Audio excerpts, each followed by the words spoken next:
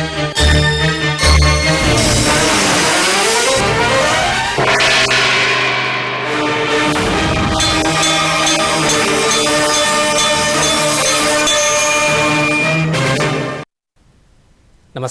ఘంటారావానికి స్వాగతం. ముందుగా ప్రధాన అంశాలు. ఆర్టీసీ ఉద్యోగులతో చర్చలకు సిద్ధమన్న మంత్రి పొన్నం ప్రభాకర్.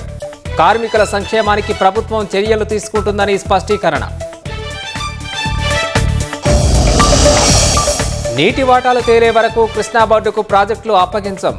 కేఆర్ఎంబీ పిటిషన్పై సుప్రీంలో రాష్ట్రం రీజాయిండర్ దాఖలు.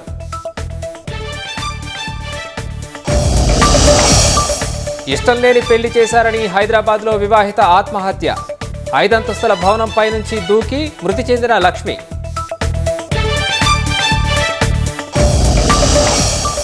భారత్ నుంచి దిగుమతి చేసుకునే వస్తువులపై పాక్ ఆంక్షలు. ఓడరేవులను వినియోగాన్ని నిషేధిస్తున్నట్లు ప్రకటన.